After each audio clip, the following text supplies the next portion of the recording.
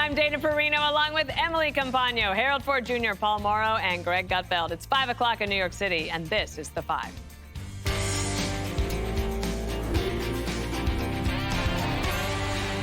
And it could be the oyster farmers' last harvest in Maine. According to reports, Graham Platner has been holding crisis meetings with senior advisors at his home, and his campaign could end as early as today. Keep in mind, there's a critical 5 p.m. Monday deadline, the last real off-ramp before the party is stuck with him on the ballot. But Platner isn't ready to walk away quietly. Reports say he's demanding to have a say in who would replace him if he exits the race, but Maine's Democratic Party is not having any of that. Watch. Unfortunately, Graham Platner's team has repeatedly reached out to us in an attempt to put their thumb on the scale of what this process looks like. We have repeatedly reiterated to Graham Platner's team that they have no role in determining our next Democratic nominee for the U.S. Senate, nor in determining what this process looks like. And some in the liberal media who gave Platner a pass up until this week, they are now admitting that all they really cared about was beating Trump. If I lived in Maine, I would have, plugged my nose and I would have voted for him anyway. I think that we are in a time of existential crisis in this country. I think he should step down at this point. I think there's no question about that. There is such profound desperation to have some check on Trump's worst impulses, and there is such hunger for Democrats to control the Senate that it feels like people were willing to abide a form of dangerous masculinity that in a pre-Trump era would have been totally disqualifying. New York Times columnist Michelle Goldberg also admitting to falling under Platner's spell. She had a big column about this a few months ago, and she said, "While I'm assigning blame, I shouldn't leave out myself. Impressed by Platner's political charisma, I wrote that he was nothing like the edgelord caricature I encountered online. If anything, he seems to be significantly worse." Harold, are Democrats damned if they do and damned if they don't? Because he did win the primary, and if they kick him off, then there's going to be a significant number of his voters that will be mad. But if they don't, all Democrats are going to have to be saddled with him from here on out. First, it's good to be with you. I think these races, we have to remember, individuals who are running for these offices don't own these offices. We've gotten to a language in American politics where people think it's my race, my seat, my this, my that. This race for the United States Senate in Maine, the Democratic Party offered opportunities for people to run. This young man chose to run. I would not have voted for him. He ended up winning the primary. And because he has found himself with actions and behavior that many seem to think is disqualifying, the Democratic Party in Maine, much like the Republican Party in Maine, and for that matter, parties across the country, have the right, if he declines to run, to pick somebody forward. Now, it seems like he's trying his hardest to influence it. I will remind him and everybody, this is not about you. Politics, if Mr. Platner believes so firmly in all the things that he campaigned on, I actually think he does believe in the affordability things and the things he wants to make right from the economic anxiety standpoint there in Maine. If that is the case, there has to be a realization that you can't win. And politics is still a business where you have to win races in order to affect the kind of change you want. So there's a selfishness here that is unfortunate. Not only is it there in Maine where Democrats may not be able to defeat Susan Collins if he's the nominee, but you're threatening and undermining campaigns all across the country. So this is a rule that Democrats have had, and it's a rule Republicans have. It just so happens in the last presidential race, Democrats, obviously Joe Biden stepped down, so it's fresher on our minds. But I would remind Mr. Platner, he ran to become the nominee of a party. If he wants to run as an independent, he can step down from being a Democrat and run as an independent. But that's not his seat. That's not his right. And I think so many in politics today are misled or are led to believe that it's them, their person, as opposed to the body politic. Let's look at this clip of these two characters that helped get him on the ballot. And Paul, I think you love these two. Sean, hit it. How did you go about vetting him? And why did you? We paid a nice firm a whole chunk of money and got some stuff back. Some of what you've seen on the news we got back. Other stuff we didn't. Did the vetting process turn up the tattoo that became so controversial? No. The Reddit posts, did that turn up in the vetting process? The firm sent us a thing, and it had some of the posts, but it didn't have all of them. I said none of this will or should stop him from becoming a U.S. Senator. I can't with him, but I'm going to give you a chance to tell. I could watch it all day, I have to tell you. First of all, that looks like a Saturday Night Live skit to me, and that's who was vetting there. Let's understand what happened here. They were so desperate for some version of a blue-collar, authentic male that they argued themselves into this and created Wolkenstein.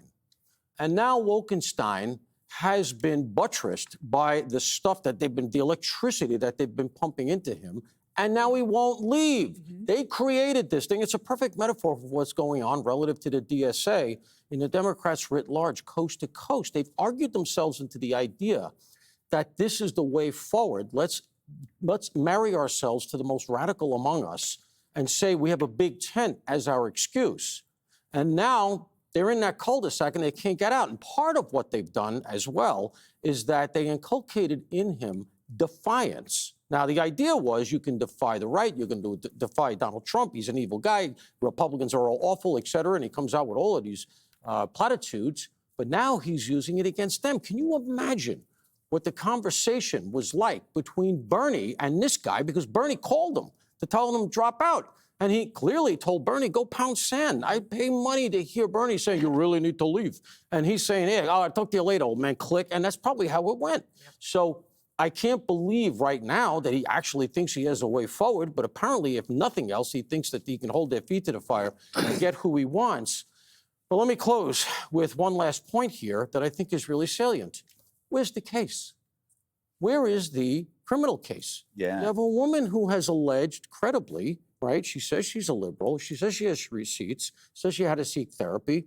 If Donald Trump... And he broke into her house. He broke into her house. There's going to be things that you can go do interviews on. You can pull records. You can put them at the scene, et cetera, et cetera.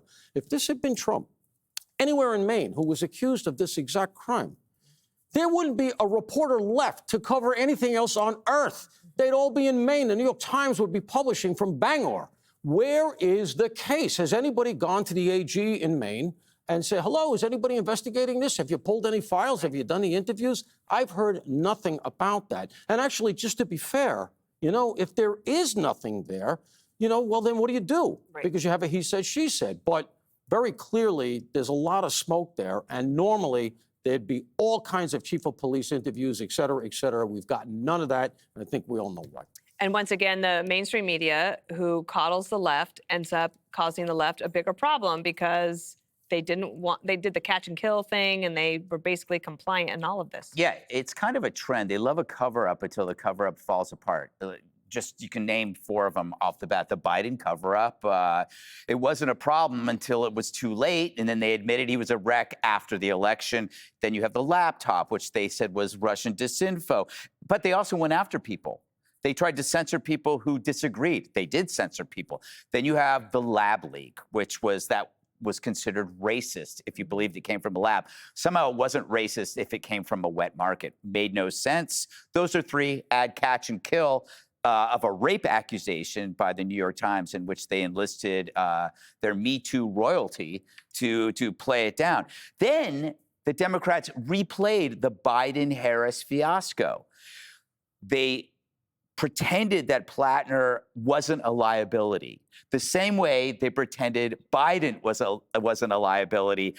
They waited too long. It was too... We all knew that Biden was a liability. We talked about it, but they said, no, he's fine. Sharp as a tack.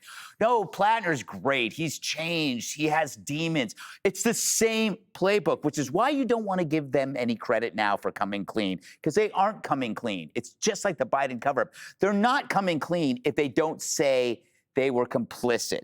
The information on this accuser isn't new. It was in the New York Times, but it was buried, and it was buried for a reason, because she was a progressive, someone on their team. They went forward with the Republican because the Republican could be dismissed as a partisan treachery. So they buried this case. Everybody followed suit. And to me, that is a scandal. Then you got Sunny Hostin, right? Claims she prosecuted sex crimes, right? That's what she said the other day. Now we know why she left, because she sucks. She doesn't see rape as somehow worse than maybe having a Republican senator in Maine, like, you know, the most middle of the road liberal senator ever. She should be asking what I'm saying. Yeah, What's the case? if you're exactly. president? She's a prosecutor. You know, now you know what she's doing. She's telling the party to lie down and enjoy it, right? What's another rape? And it really, it's like she makes cousin Vinny look like Clarence Darrow. That's why she's on The View. Then you got Michelle Goldberg, right? Dude, she's trying to mitigate the blame by spreading it around. It's not on us or we, she's getting the pronouns wrong. It's on you, specifically the women who sold rape victims down the river, the way they sell all women down. I mean, think about the awfuls, the affluent white liberal females. They drove out all the good men from the Democrat Party. They chose men in dresses over female athletes and female students. They defended mutilation of children under the guise of trans rights. They abandoned, obviously, like I said, female athletes. And now they abandon rape victims. So this is like, they accuse conservatives of being misogynist. Man, they invented the term. Well, and also Rastico, who came out and told more to Politico. It's kind of interesting, Emily, because she believed that with Lindsay going forward and being on the record and telling her full story, that would get Graham Platner out of the race. And when the Democrats all circled around him and protected him and trashed her, then she felt maybe guilty. And that's why she wanted to come back out. I think similarly experienced all of those women who brought out their concerns and allegations of sexual assault and rape about Eric Swalwell and were told to sit down and shut up. And essentially, now we learn it was just not the right timing yet for the Democrat establishment to accept their credible allegations.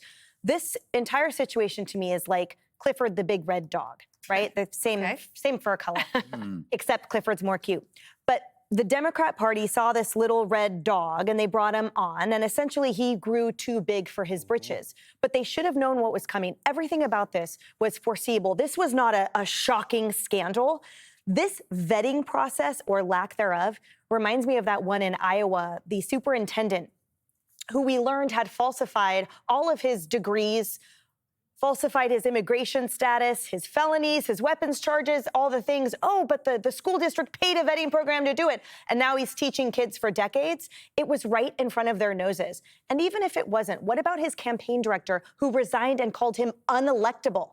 And the establishment still looked the other way because it was always fine because blue gets blue. All we need is that seat. But I think that the DNC has a big problem on their hands because these anti-establishment candidates are rising up through the ranks and they're becoming the big red dog. They are becoming way bigger than these guys can control, right, the big blue dog, that these guys can control. And they're having massive online followers and they're bucking the system. But all of a sudden something comes out. They are wild cards. So the party needs to find guys that I guess would sort of harness that populist feeling right now, but without the, oh, by the way, he's a Nazi rapist. I mean, maybe you could check out those couple things. And the concept that if this was pre-Trump, this would have been disqualifying, it better be to that own party. Because the question is not, why are you now calling him out from this last sexual assault rape allegation? It's why didn't you call him out from the get-go? And with this, I'm talking to the DNC. They created this and it got away. It's political COVID. This guy is political COVID. He got out of the lab and now they can't figure out how to get it back in. Be sure to like and subscribe for all the Fox News latest on YouTube and catch full shows streaming now on Fox One.